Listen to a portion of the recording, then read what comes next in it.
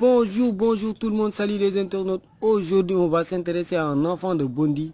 Et quand je parle d'un enfant de Bondy, tout le monde pense à Kylian Mbappé, la superstar. Mais c'est pas lui, c'est un autre joueur qui s'est fait un nom dans la Ligue 1 française. Et je parle de Kolo Muani. Kolo Muani, le connais-tu, son parcours, le début de sa carrière, c'est haut et bas.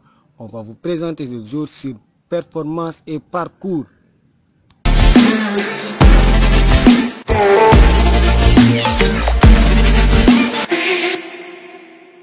Et le 5 décembre 1998 à Bondy en France, Randal Kolo Muani, sous son vrai nom, commence à jouer au foot dès l'âge de 7 ans.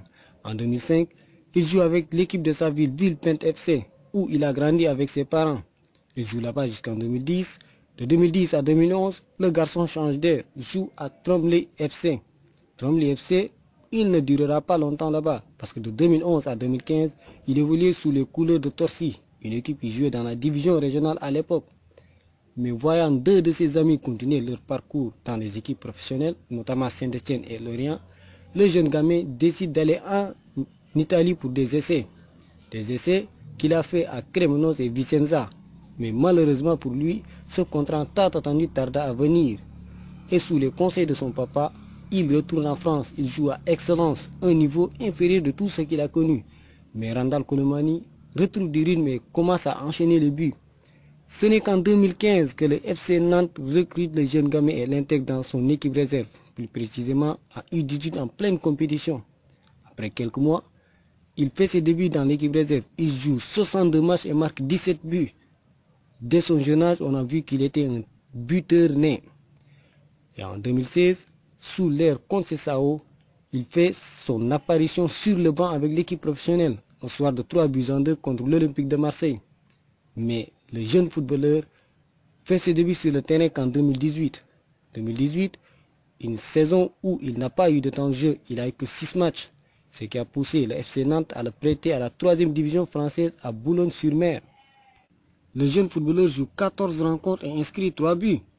Et lors de la fin de cette saison 2019-2020, il retourne à FC Nantes. FC Nantes, cette fois-ci, les dirigeants ont pris la décision de ne pas le prêter à nouveau et de l'intégrer dans l'équipe première, ce qui fut une bonne décision parce que lors de la saison 2020-2021, Randal Kolo Muani inscrit 9 buts et délivre 4 passes décisives en 37 rencontres.